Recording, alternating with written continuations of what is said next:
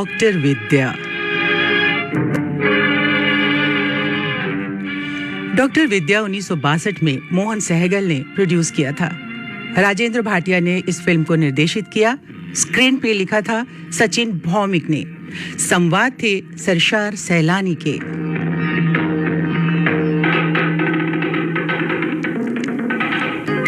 मुख्य कलाकार थे वैया जयंतीमाला, डॉक्टर विद्या और गीता के रूप में, मनोज कुमार, रतन चौधरी,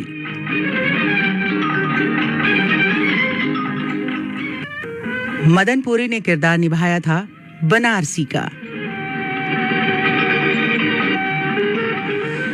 फिल्म के गीत लिखे थे मजरूह सुल्तानपुरी और राजा मेहदी अली खान ने। संगीत था सचिन देव बर्मन का।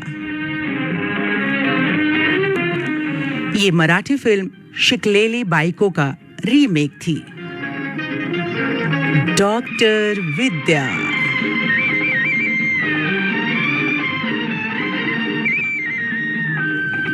फिल्म शुरू होती है। कॉलेज की क्लासरूम में पिक्चर शुरू होती है। सम्राट अशोक के बारे में प्रोफेसर पढ़ा रहे हैं। अचानक एक युवती क्लास से चुपके से भागने की कोशिश करती है, पर वो पकड़ी जाती है और प्रोफेसर सवाल पूछते हैं उससे। प्रोफेसर के सवाल पूछने पर शांता, जो युवती है, हेलन ने किरदार निभाया है, उटपटांग सा जवाब देती है। सारे छात्र क्लास में हंस पड़ते हैं। पर गीता सही जवाब देकर सभी का दिल जीत लेती है। क्लास खत्म होता है, सभी बाहर मिलते हैं, हंसी ठिठोली करते हैं और गीता सभी साथियों को अपने जन्मदिन पर इनवाइट करती है। गीता के जन्मदिन की पार्टी चल रही है। प्रेम चोपड़ा है पार्टी में। शांता आती है अपने विदेश से रिटर्न पति के साथ, पर वो दिल से पूर्ण रूपेण हिंदुस्तानी है, उसका पति। शांता प्रेम चोपड़ा से मिलवाती है और कहती है, ये मेरे क्लास का मित्र है। पार्टी खुशनुमा माहौल में चल रही है और नृत्य करती है, गीत गाते हैं सारे।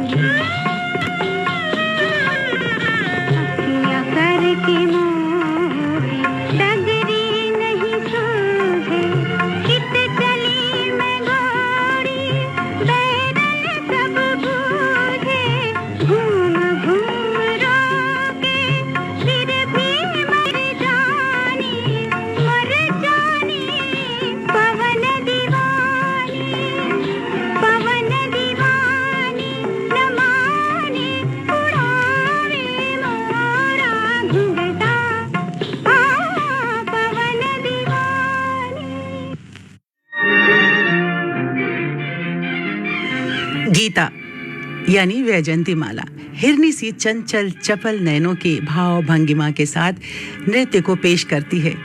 सभी बहुत तारीफ करते हैं। शांता का पति भी एक बहुत ही खूबसूरत सी बात कहता है। शांता जब ये कहती है कि ये भी कोई नृत्य है क्या गीता, तुम्हें तो ट्विस्ट वगैरह कुछ करना चाहिए था। जिस महफिल में मैं जाऊं और वहां पे इस तरह का नृत्य किया जाए, मुझे तो नहीं पसंद आता। तो उसका पति कहता है, ठीक है, पश्चिमी सभ्यता से तुम रंगी हो, पर शायद शांता तुम्हें ये मालूम नहीं कि सूरज पूर्व में उगता है और पश्चिम में डूबता है। तो शांता, तुम अपने आप को बदलो, क्योंकि शांता पश्चिमी रंग में रंगी एक क्लास की युवती है जो गीता के साथ ही पढ़ाई करती है। इधर अब गीता के माता पिता गीता की शादी की बात करते हैं, क्योंकि रिजल्ट निकल चुका है, सारे बच्चे पास कर चुके हैं, तो जो जिम्मेदारी उसके माता पिता की है वो उसे पूरा करना चाहते हैं। शादी की बातचीत चल रही है गीता की, तो उसकी माँ कहती है कोई अच्छा सा लड़का ढूंढो ना जी। तो उसके पिता अपने बचपन के साथी के बेटे जो मात्र हाई स्कूल तक पढ़ा है उसकी याद दिलाते हैं, पर अपनी पूरी जिम्मेदारी संभाल रहा है और वो गांव की जमींदारी भी संभाल रहा है। उससे माता पिता ने बचपन में ही गीता और रतन चौधरी का विवाह तय कर चुके हैं और याद दिलाते हैं कि कैसे जब कुछ दिन पहले गीता का एक्सीडेंट हो गया था, तो उसके पिता ने कहा था, जब मैंने अपने दिल की बात कही थी कि अब इससे कौन शादी करेगा, तो उसके पिता ने कहा कि मैं अपने बेटे से इसकी शादी करूंगा।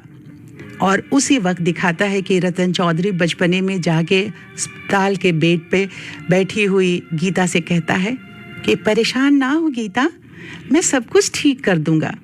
अब गीता के पिता जब इन सारी बातों की याद दिलाते हैं, तो गीता की माँ कहती है कि अपनी गीता इतनी पढ़ी लिखी है और वो रतन जैसे कम पढ़े लिखे लड़के से शादी करने के लिए तैयार ना हुई, तो एक बार गीता से भी पूछ लीजिए ना जी।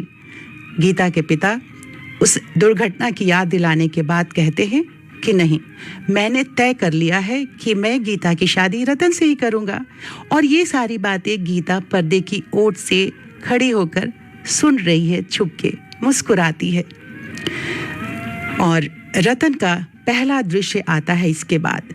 वो बैलगाड़ी से कहीं जा रहा है, अपने खेतों की तरफ शायद।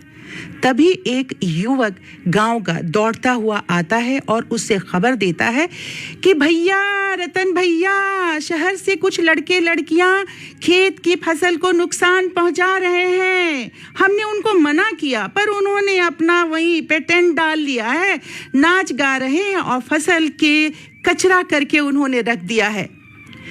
रतन चौधरी नाराज होते हैं, कहते हैं कि ऐसा कैसे कर सकते हैं, खेत हमारी माता है, चलो मैं चल के देखता हूँ। वहाँ वो जाते हैं, उन्हें रोकने की कोशिश करते हैं। पहुँचते पहुँचते ही वहाँ गीत और नृत्य चल रहा है, जिसमें प्रेम चोपड़ा है, शांता है और कॉलेज की बहुत सारी लड़के लड़कियाँ नाच गा रहे हैं और जश्न मना रहे हैं। नजरे ना शरारत कर बैठे, नजरे ना शरारत कर बैठे, हमको है ये डर, हम घबरा कर तुमसे ना है, तुमसे ना मोहब्बत कर बैठे, तुमसे ना मोहब्बत कर बैठे जी तुम।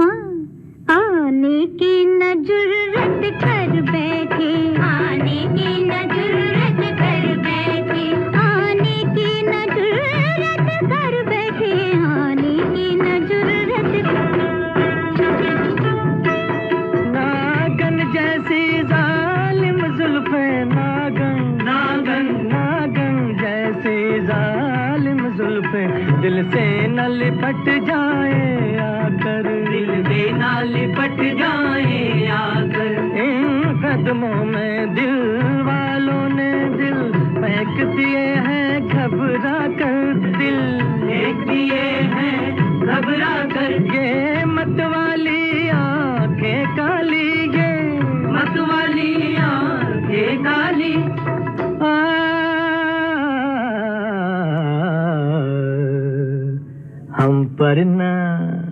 हम पर ना हुकूमत कर बैठे, हम पर ना हुकूमत कर बैठे। हमको है ये डर हम घबरा कर तुमसे ना मोहब्बत कर बैठे, तुमसे ना मोहब्बत।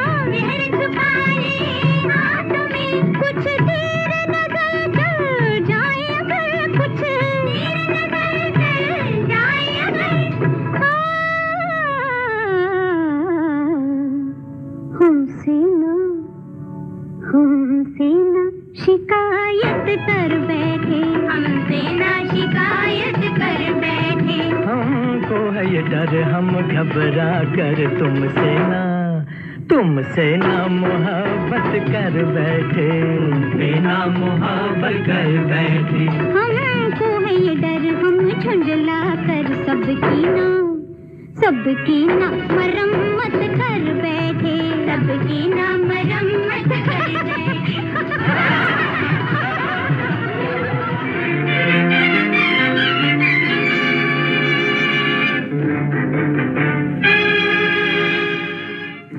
जैसे ये गाना और नाच खत्म होता है, रतन चौधरी वहाँ पहुँचते हैं, चिल्लाते हैं, शोर मचाते हुए लोगों को शांत करने की कोशिश करते हैं। उन लोगों के बीच बहस हो जाती है। शांता और प्रेम चोपड़ा सभी एक दूसरे से भिड़े हुए हैं, लड़ रहे हैं, एक दूसरे की कमियां निकाल रहे हैं। पर रतन चौधरी कहते हैं कि आप सब निकलो यहाँ से, खेत से। आप लोगों ने खेत के खराबी कर दी है। आप सबको पता नहीं है कि हम अपने खेत को, अपनी धरती को माता का रूप देते हैं। सब जाने लगते हैं अपनी मोटर में वापस।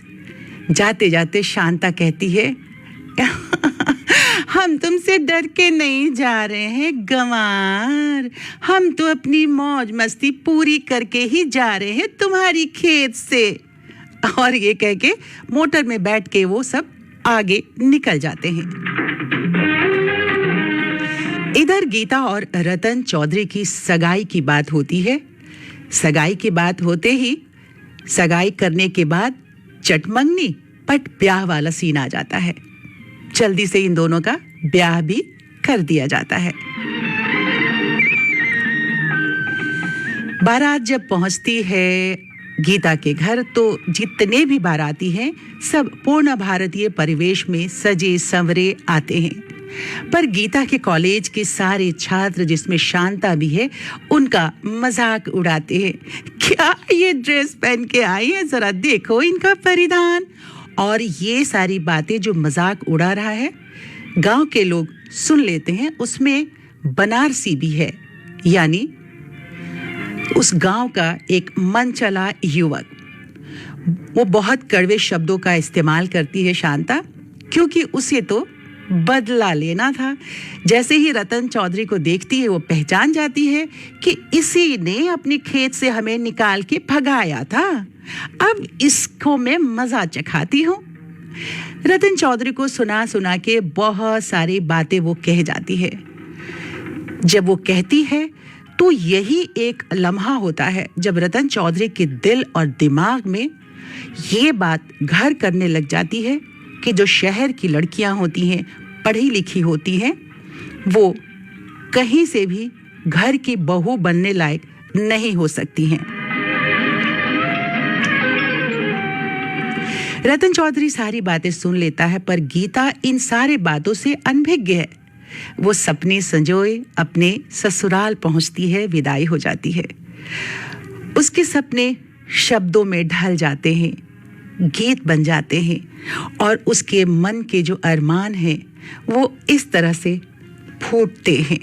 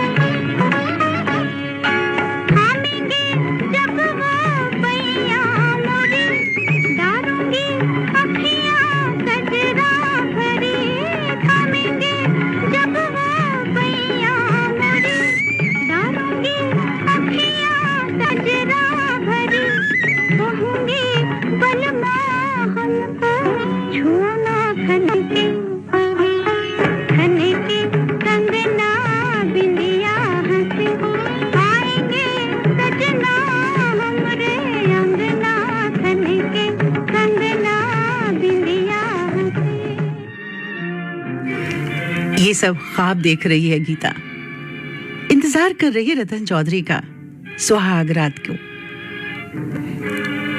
कल्पना शब्दों में साकार होते हैं, पर अचानक दरवाजा खुलता है, रतन चौधरी अंदर आते हैं।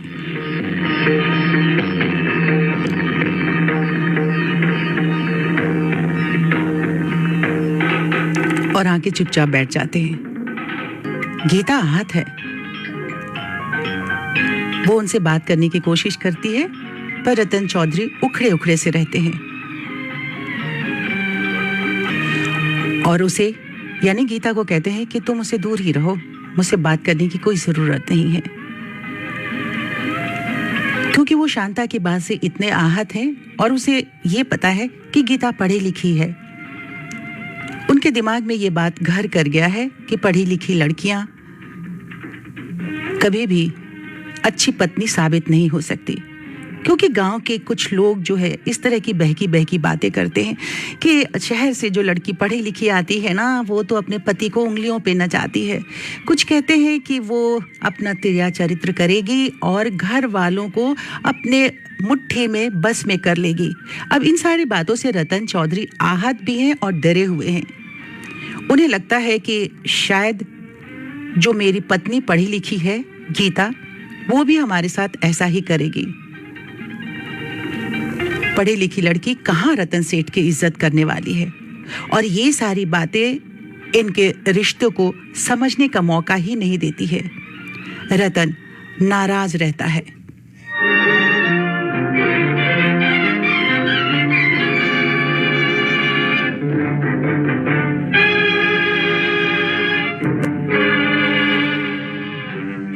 सुहागरात वाले दिन ही वो नाराजगी में गीता से भली बुरी कह के और कमरे से बाहर चला जाता है। गीता चुपचाप देखती रह जाती है। उसे समझ में नहीं आता कि आखिर रतन को हुआ क्या। ये तो इतना मासूम सा अच्छा सा युवक हुआ करता था। रात गुजर जाती है। सुबह जब वो उठकर कमरे से बाहर जाती है, उसकी सास से बात होती है। कहती है रतन कहाँ है? वो कुछ नहीं बोलती, सर नीचे झुका लेती है। और इस तरह से गीता के सास ससुर यानी रतन चौधरी के माता पिता को ये बात पता चलती है रतन के व्यवहार के बारे में। तो उसके पिता बहुत नाराज होते हैं रतन पर। कहते तुमने मेरी नाक कटा दी। समझाते भी हैं, यहां तक कि पिता थप्पड़ मार देते हैं रतन को। रतन को ये बात बहुत बुरी लगती है। उसे लगता है कि गीता के आते ही देखो उसका अपमान शुरू हो गया। अब इस नाराजगी में रतन चौधरी अपने पिता को कहते हैं कि मुझे इससे कोई रिश्ता नहीं रखना। अब तो बात यहां तक आ गई है कि इस घर में या तो गीता रहेगी या मैं रहूंगा। और निर्णय लेता है कि वो गांव छोड़ देगा। पिता माता चिंता कर रहे हैं कि आखिर किसने रतन को पढ़ी लिखी लड़कियों के खिलाफ भड़का दिया है। और ऐसी स्थिति में गीता निर्णय लेती है, समाज के तानों से बचने का एक ही उपाय है कि वो अपने पिता के घर वापस चली जाए।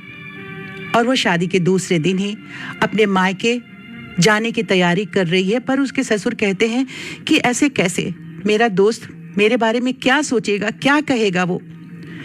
फिर एक रास्ता ये निकालते हैं। वो कहते हैं कि पिताजी आप मुझे मेरे घर छोड़ आइए। ससुर के साथ गीता अपने मायके लौट आती है।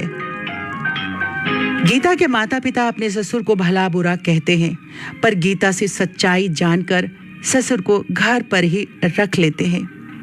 वो बीमार हो जाते हैं। गीता के माता पिता और गीता मिलकर उनका इलाज करवाते हैं। थोड़ी सी हालत जब उनकी सुधरती है तो वो कहते हैं कि मैं घर वापस जाऊंगा। उनके पिता, गीता, उनकी माता सब उसे रोकते हैं कि अभी आप पूर्ण रूप से ठीक नहीं हुए हैं, मत जाइए घर, आप यही रहिए और कुछ दिन और हम आपका इलाज करवा देंगे। जब अच्छे से आप ठीक हो जाइएगा तब जाइएगा। पर वो जिद करके घर वापस चले जाते हैं। यह रतन जिद पर है कि वो अपने पिता से मिले बगैर चला जाएगा घर छोड़कर। वो घर से जाने के लिए निकलता ही है, पर नियति को कुछ और ही मंजूर है। खबर आती है कि ट्रेन के पास प्लेटफॉर्म पर एक व्यक्ति की बहुत हालत खराब है। रतन चौधरी वहां जाते हैं तो देखते हैं कि उनके पिता हैं जो इस संसार से कूच कर चुके हैं। इतना सब कुछ हो जाने के बावजूद रतन गीता को अपने घर लाने को तैयार नहीं है। वो नफरत में जल रहा है और साफ साफ इस रिश्ते को नकार देता है। माता पिता गीता के बहुत चिंतित हैं।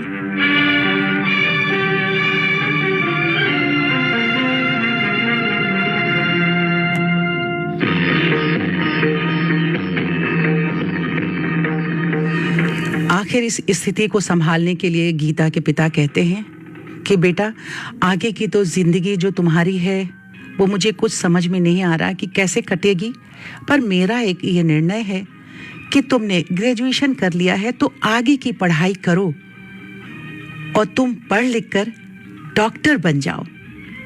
और ये निर्णय लिया जाता है कि उसे डॉक्टर बनाया जाएगा।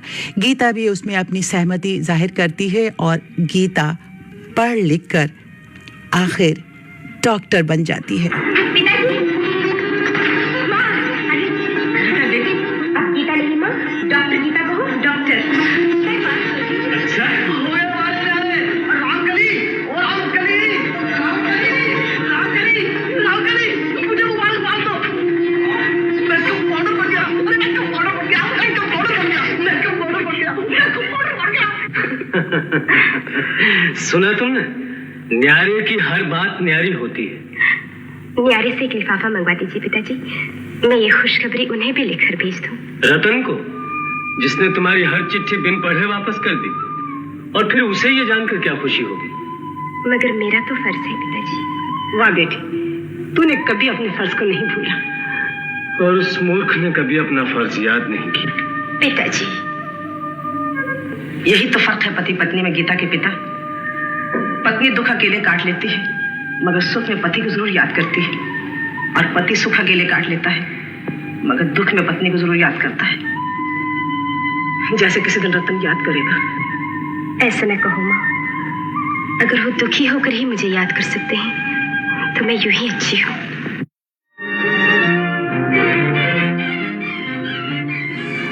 अब वो डॉक्टर बन गई है। इस उपलक्ष्य में उसकी पुरानी सहेलियां जो कॉलेज की हैं उसे बधाई देने आती हैं। शांता से भी गीता की मुलाकात होती है कॉलेज जाने पर, जिसकी वजह से गीता की गृहस्थी बसने से पहले ही उजड़ गई है। अब यहाँ तक आते आते शांता पश्चिमी रंग में पूर्ण रूप से रंग चुकी है।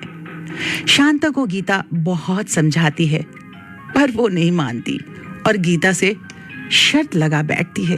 कहती है, अच्छा ठीक है, मैं देखती हूँ पश्चिमी जो नृत्य है वो अच्छा है या तुम्हारा भारतीय नृत्य अच्छा है, इसका पता स्टेज पे जाके लग जाएगा। और इस तरह से शर्त लगाकर शांता स्टेज पे चली जाती है और वहां जाकर ट्विस्ट करने लगती है। तभी सहेलियों के कहने पर गीता भी उसे जवाब देने आती है स्टेज पर।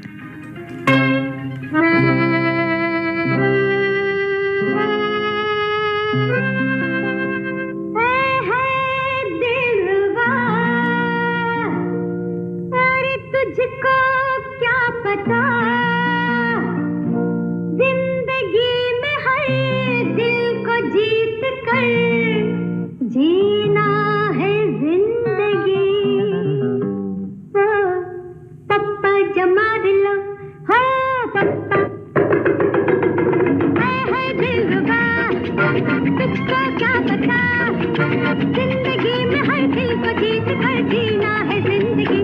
ओ पप्पा जमा दिलो, हो पप्पा, पप्पा जमा दिलो, हो पप्पा।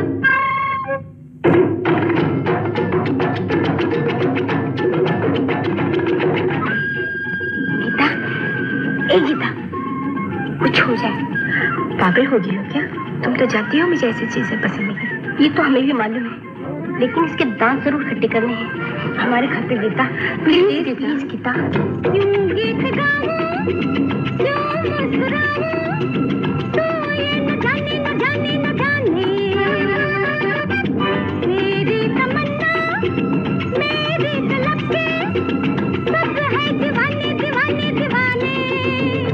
ये मेरा है जमाना, मेरी है ये महफिल, सारी हो जानी, तुझे खबर क्या, पप्पा जमा दिलो, पप्पा है दिलरुबा, तुझको क्या पता, जिंदगी में हर दिल को जीत कर जीना है जिंदगी। ओ पप्पा जमा दिलो, पप्पा, पप्पा जमा दिलो, पप्पा।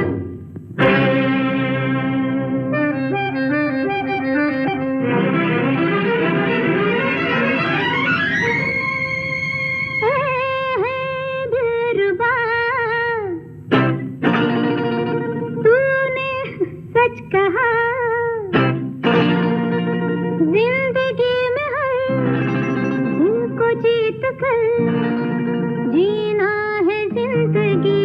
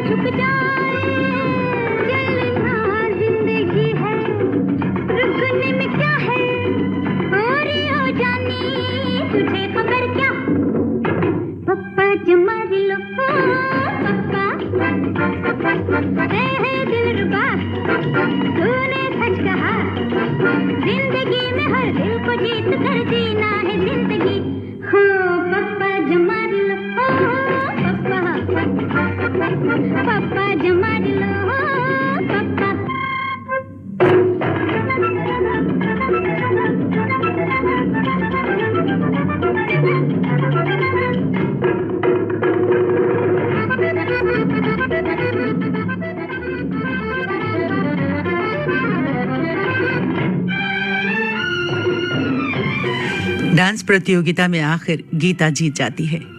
यहाँ अब शांता से बातचीत होती है प्रतियोगिता खत्म होने के बाद।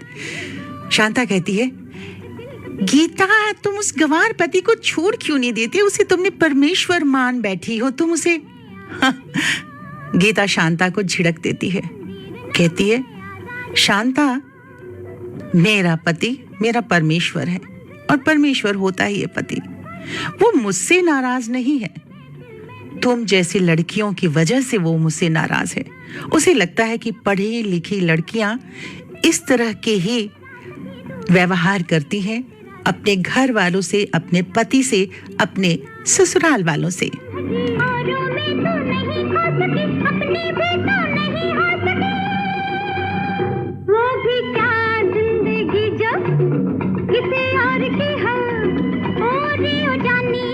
तुझे खबर क्या पप्पा जमार लो पप्पा है दिलरुबा तूने सच कहा जिंदगी में हर दिन को जीत कर जीना है जिंदगी हो पप्पा जमार लो पप्पा जमार लो पप्पा। पूरी गीत में इस बात की ही चर्चा होती है शांता और गीता के बीच में कि जिंदगी क्या है। जब ये गीत संगीत खत्म होता है तो इधर रतन चौधरी इन सारी बातों से अनभिज्ञ है।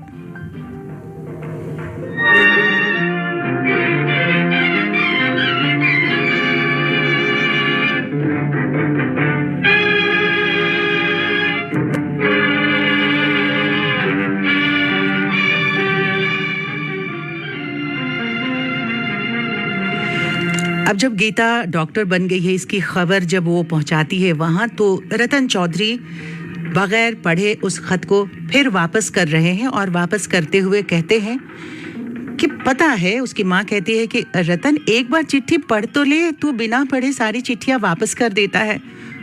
तो रतन कहता है कि मुझे मालूम है कि ये चिट्ठी में क्या लिख रही होगी। उसको खर्चे के लिए पैसे चाहिए। शहर की लड़कियों को और चाहिए क्या? घूमना, नए नए फैशन करना, पार्टियों में जाना और पैसे। तो मैं पैसे उसे भेज देता हूँ। वो 5,000 रुपए गीता के लिए भेजता है।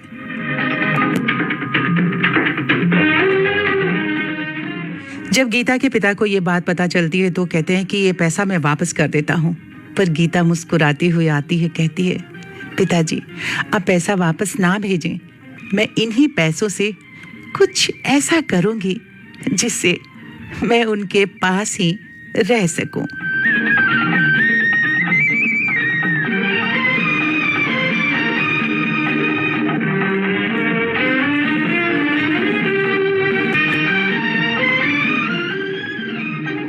अब गीता उसके गांव जाकर रहने का और अपने डॉक्टरी का प्रैक्टिस करने का प्लान करती है, पर वो इस बात से भी अनभिज्ञ रखना चाहती है रतन को कि वो डॉक्टर है, क्योंकि सारा मसला तो इसी बात का है कि वो पढ़ी लिखी लड़कियों से डरता है और उसके दिल में ये बात बैठ गई है कि पढ़ी लिखी लड़कियां कभी अच्छी पत्नी या बहू बन ही नहीं सकती हैं।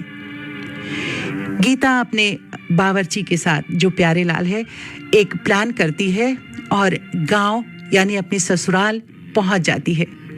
प्यारे लाल को भी वो डॉक्टर बना देती है और खुद उसकी भतीजी बनके विद्या के नाम से गांव में रहने लगती है। जब वो गांव जाते हैं तो उन्हें एक जगह चाहिए अपनी क्लिनिक शुरू करने के लिए। तो रतन चौधरी के घर वो जाती है और उसके जो चाचा जी कहती है, प्यारे लाल उनसे घर किराए पे लेते हैं। रतन चौधरी जब डॉक्टरी की बात सुनते हैं तो उन्हें लगता है कि गांव में एक डॉक्टर का होना बहुत ज़रूरी है और वो अपना वही पुराना घर उन्हें दे देते हैं रहने के लिए और कहते हैं कि हम इसका किराया भी नहीं लेंगे, क्योंकि वो घर जिसमें की बुरी यादें हैं, उनके पिताजी का देहांत हो गया है, उसकी पत्नी गीता को जिसने अपने घर से निकाल दिया है और उस घर से उसने रिश्ता भी तोड़ लिया है, उसी घर में किराए पे क्लिनिक खोलने के लिए वो इजाजत दे देते हैं।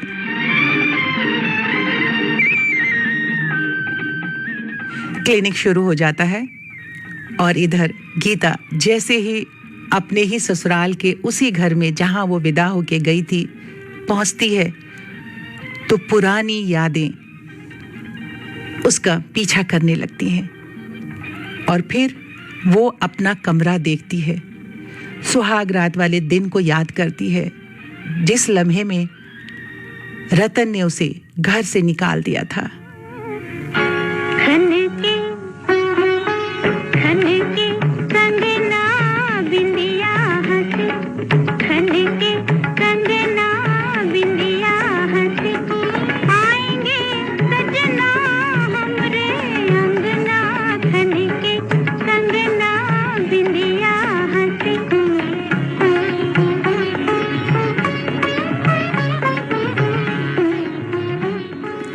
वो याद करती है, उसके जहन में यही गाना, वही ख्वाब फिर से दौड़ने लगते हैं।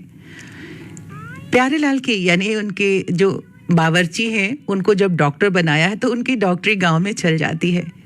जब पेशेंट आते हैं तो डॉक्टर विद्या ने एक तरीका निकाला है कि जो पेशेंट को कहती है कि तुम अपना मुंह ढक लो, तुम बर्दाश्त नहीं कर पाओगे अगर इंजेक्शन देना है या दवाई देना है।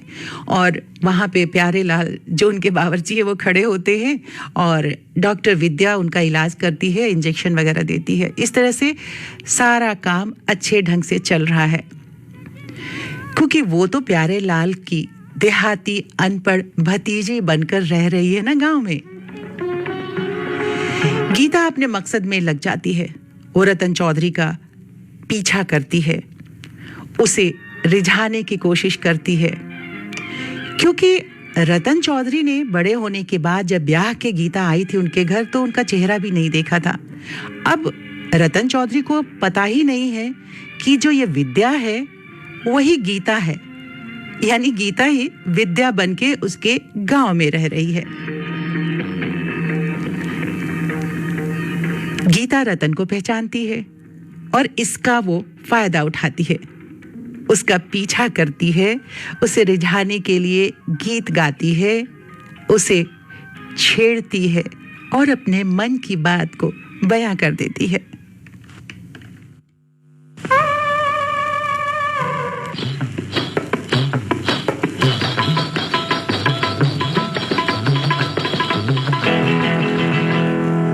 जाने तुम तो डोले दगा दे के हो, जाने तुम तो डोले दगा दे के हो, जय हो जुल्मी नैना कहाँ लेके हो, जाने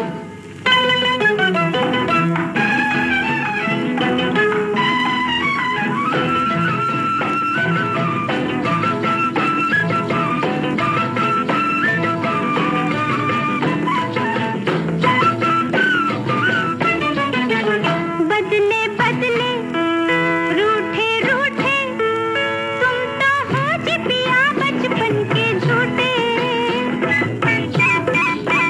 बदले बदले रूठे रूठे तुम तो हो जी पिया बचपन के झूठे, इतना जानू पर ना मानो जिया जाए लगे नहीं छोटे, अजी सुनो जानी तुम तो डोले थे दगा दे के हो, जानी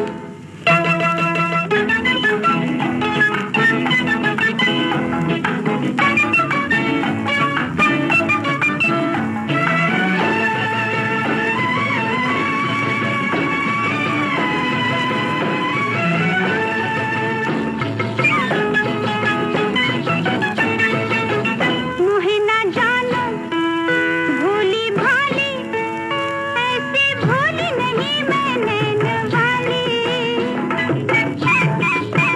मुहे ना जानो भोली भाली ऐसी भोली नहीं मैं नैन वाली, बच के जई हो जाए ना पई हो बिखरा दूंगी मैं लटकाली खाली, अजी सुनो जानी तुम तो डोले थे दगा दे के हो, जानी इन सारी बातों का रतन पे कोई असर नहीं होता है। वो गीता एक और प्लान करती है प्यारेलाल के संग मिलकर।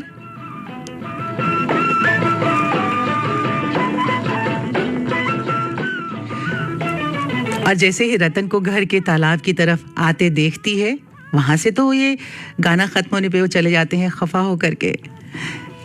जैसे ही रतन को देखती है कि वो उसके घर की तरफ जो तालाब है उस तरफ वो चले आ रहे हैं, तो तालाब के बीच में जा कर के खड़ी हो जाती है। ताना देगी बिजली हंस के बरखा रोएगी तुम्हारे दुआरे, जानी तुम तो डोले दगा दे के हो, जय हो जुल्मी नैना कहाँ लेके हो, और जाकर जैसे ही तालाब में खड़ी होती है चिल्लाने लगती है, बचाओ बचाओ बचाओ। रतन चौधरी बैलगाड़ी से उतरकर उस डूबती हुई युवती को बचा लेते हैं और आखिर गोद में उठाकर घर तक उसे छोड़ने चले जाते हैं। वहां जाकर रतन गीता को ध्यान से देखते हैं, हालचाल पूछते हैं और कहते हैं कि जब आपको तैरना नहीं आता तो पानी में क्यों उतरी थी? तो वो कहती है ताकि आप आ सके मुझे बचाने के लिए। अब कैसी है तबीयत? अब तो अच्छी। अच्छा तो मैं अब चलूं? अच्छा मगर ये तो बताइए, जब आपको तैरना नहीं आता था तो पानी में क्यों उतरी? तैरना सीखने के लिए। ओह, अच्छा तो मैं अब चलूं? अच्छा और हाँ, फिर तो कभी तैरना नहीं सीखेंगे।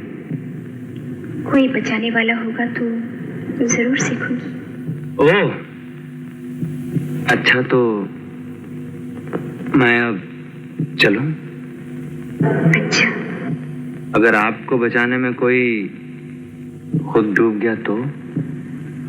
कभी बचाने वाले भी डूबे? हो अच्छा, तो मैं अब चलूं? आपने मुझे कुछ कहा? मैंने कहा जरा सुनिए, जाते ही कपड़े बदल लीजिए, कहीं सर्दी न लग जाए। सर्दी लग भी गई तो यहाँ आ जाऊंगा। जी? मेरा मतलब है अब तो घर ही में डॉक्टर है। अच्छा, तो अब मैं चलूं? चले कहाँ चौधरी जी, आप पहली बार हमारे घर में पधारे हैं, हम आपको ऐसे नहीं जाने देंगे।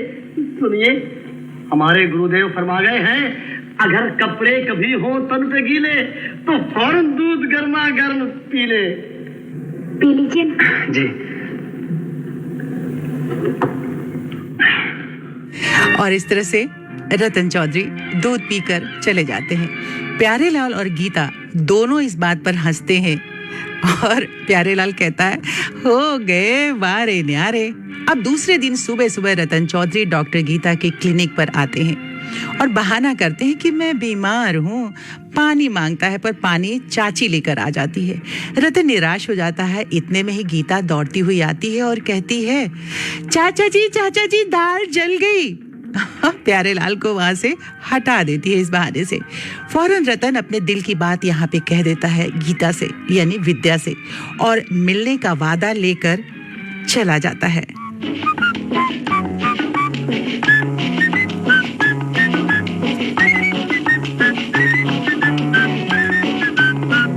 ओ ए दिले आवारा चल, ए दिले आवारा चल, फिर वहीं दोबारा चल, यार ने दीदार का वादा किया है। ओ ए दिले आवारा चल, फिर वहीं दोबारा चल, यार ने दीदार का वादा किया है। ओ ए दिले आवारा चल। अब ये गाते गुनगुनाते चले जाते हैं। अब शाम को रतन चौधरी खेत में बेकरारी से इंतजार कर रहे हैं। बीच बीच में कोई आता है और उन्हें डिस्टर्ब कर जाता है। बहुत इंतजार के बाद गीता, जो विद्या के नाम से उस गांव में रह रही है, रतन से मिलने आती है। अचानक ही वो कह देता है कि विद्या, रतन चौधरी तुम्हारा हुआ। अब विद्या कहती है कि तुम मेरे चाचा से बात करो ना, पर कहती है कि एक जगह चाचा ने मेरी बात चलाई थी, पर उस लड़के की पहले से पत्नी थी, पता है तुम्हें? तो वो चौंक जाता है और कहती कि तुम्हारी भी तो पहले शादी नहीं हुई। खैर, इस बात से सारे अनभिज्ञ हैं कि वाकई वही रतन है और वही गीता उसकी पत्नी है। फिर दोनों मेले में मिलने का वादा कर जाने लगते हैं। तो रतन पूछता है, कब मिलोगी? क्या बात होगी निगाहें झुका कर,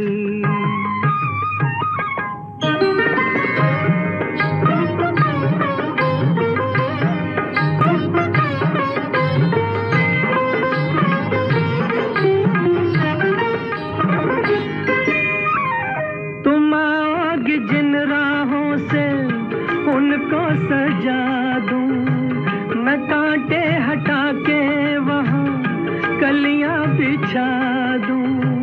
मैं गुलशन में आऊंगी, नगमे सुनाती, इन आँखों में होंगी जवां आरज़ूएं, निगाहों में उल्फत की सौगात होगी, निगाहें झुका कर।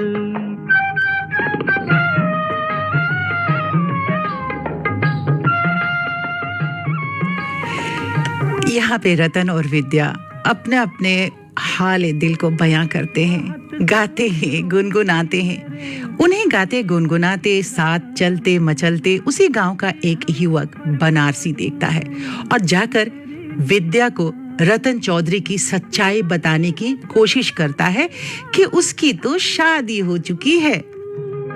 जरा ये भी सोचो कि तुमसे बिछड़ गई, कसम क्या मेरे दिल में दिन रात हो। जब बनारसी ये बात कहता है तो गीता कहती है, यानी विद्या कहती है, ओहो अच्छा, तो रतन चौधरी मुझे धोखा दे रहे हैं। अब ये बात सुन करके वो कहता है बनारसी कि हाँ, लेकिन मेरी शादी नहीं हुई है। और वो कहती है कि ठीक है, तुम्हारी शादी नहीं हुई, तुम तो अभी अकेले हो ना। तो कहता है तुम मुझसे मिलने आओगी? कहती है हाँ, आऊंगी मिलने के लिए। फिर ये बात चलती है। जैसे ही विद्या जाने लगती है तो बनारसी कहता है, हाय, राह पर तो लगा लाए हैं उनको बातों में, और खुल जाएंगे 2-4 मुलाकातों में।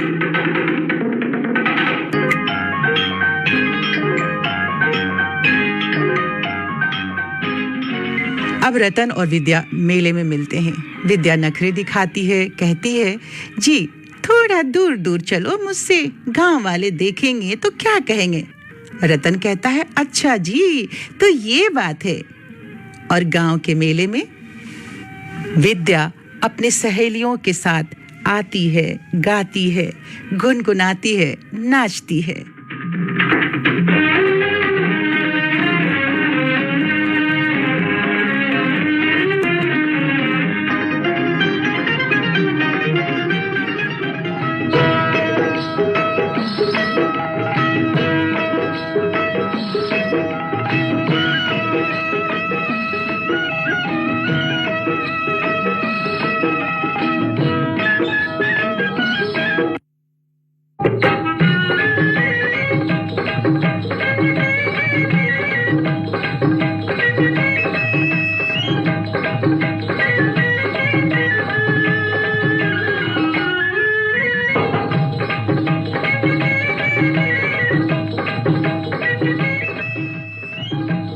नाच गाना चलता है, बहुत खुश हैं दोनों।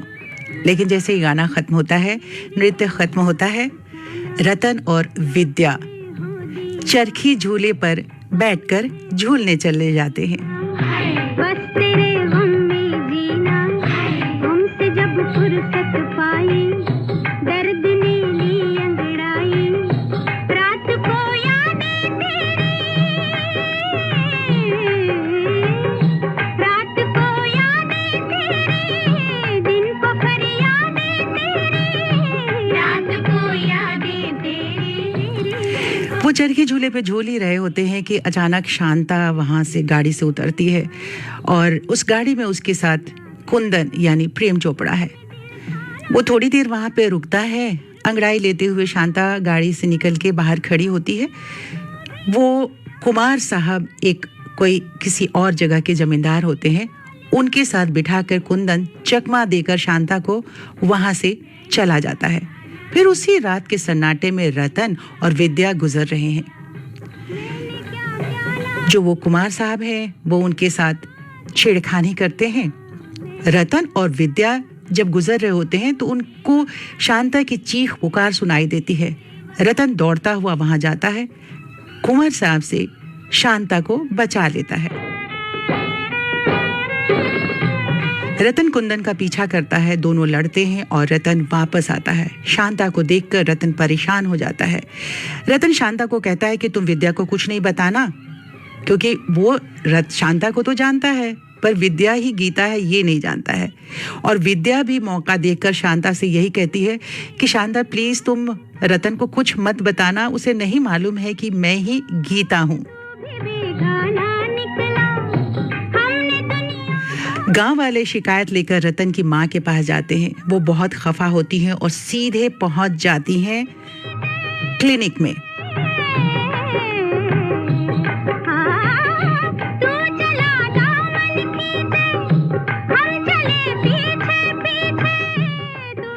विद्या के घर पहुंचकर उसे भला बुरा कहती हैं और जैसे ही गीता मुड़ती है, आंचल की ओट से अपने चेहरे को हटाती है तो माँ पहचान जाती है और उसे देखते ही कहती है गीता मेरी बच्ची। और तब उन्हें पता चलता है कि गीता ही विद्या है और अब उनका साथ देने को माँ भी तैयार हो जाती हैं।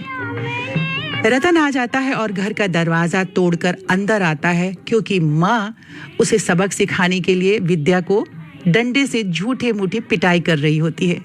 वो माँ से आके लड़ता है और कहता है कि माँ मैं विद्या के लिए दुनिया से लड़ जाऊंगा। तुम क्यों मार रही हो इसे? यहाँ विद्या शर्त रखती है कि अब आप मुझसे शादी कर लीजिए। रतन कहता है थोड़े दिन रुक जाओ। इधर विद्या दिलफेक सुंदर को अपने घर बुलाती है साजिशन, और रतन अपने दोस्तों के साथ रात के समय सुंदर के आने का इंतजार कर रहा है। सुंदर इत्र वगैरह लगाकर विद्या से मिलने पहुंचता है। रतन उसे रंगे हाथों पकड़ उसकी खूब पिटाई करता है। प्यारेलाल कहता है कि जब कोई किसी को पीटे तो उसे 2 पानी के छींटे। वहां से जाते जाते फिर सुंदर कह के जाता है, तुझे तो मैं देख लूंगा। इधर शांता को विद्या ने अपने घर में रख लिया है और उसके पति को बुलावा भेजती है। जगदीश आ जाता है और वो शांता को माफ भी कर देता है और उसे अपना लेता है। विद्या यह देख खुश हो जाती है। रतन मेले में बैलगाड़ी दौड़ की तैयारी कर रहा है। विद्या बैलों की जोड़ी की पूजा करती है और रतन से कहती है जाओ और जीत कर आओ। उस दौड़ में रतन भी अपनी बैलगाड़ी लेकर आया है। दौड़ शुरू होती है। रतन सबसे आगे है। सुंदर साजिशन रतन की बैलगाड़ी का चक्का निकाल देता है।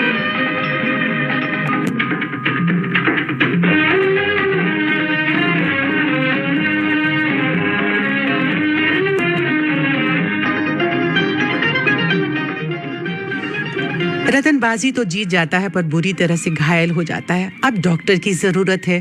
खून स्राव बंद ही नहीं हो रहा है। बनारसी डॉक्टर को पकड़कर अपने घर में बंद कर देता है। रतन की जिंदगी का खतरा बढ़ता जा रहा है। तभी विद्या वहां आ जाती है। वहां डॉक्टर के ऑपरेशन का औजार देख निर्णय लेती है कि मैं ऑपरेशन करूंगी। गांव वाले कहते हैं ये अनपढ़ लड़की कैसे ऑपरेशन करेगी, पर मां हां कह देती है। खून बहुत बह गया है। शांता रक्तदान करती है। विद्या ऑपरेशन करती है। इधर बनारसी का भेद खुल जाता है। पुलिस उसे पकड़कर ले जाती है और ऑपरेशन कामयाब हो जाता है। रतन को होश आता है। तब उसे पता चलता है कि विद्या डॉक्टर है, तो वो नाराज होता है। तब उसे विद्या ही गीता है इस बात का भी पता चलता है। अब रतन की सारी गलत फहमी दूर हो जाती है जो चंद लोगों ने उसके दिमाग में डाल दी थी कि पढ़ी लिखी शहर की लड़कियां गांव के कम पढ़े लिखे लड़कों को मूर्ख बनाती हैं, घर पर अपना हुक्म चलाती हैं। हाँ, तुम यही इनके पास ठहरो, मैं माँ जी को बता के आती हूँ। माँ जी, बेटे ऑपरेशन कामयाब हो गया माँ जी। हाँ, अब घबराने की कोई बात नहीं। जुग जुग जियो बेटे, सदा सुखी रहो, सदा सुखी। डॉक्टर साहब, आपने मेरी जान बचा ली। मैं कैसे आपका शुक्रिया अदा करूं? आपको शुक्रिया अदा करना है तो विद्या का कीजिए। उसी ने तो आपका ऑपरेशन किया है। विद्या ने? हाँ, जिसे हम लोग जाहिल समझते थे वो तो क्वालिफाइड डॉक्टर है। तो विद्या डॉक्टर है? आज तक मुझे धोखे में रखा। इस तरह से फिल्म पूर्ण होती है। रतन चौधरी गीता यानी डॉक्टर विद्या को अपना लेते हैं। एक सुखद अंत हो जाता है इस फिल्म का।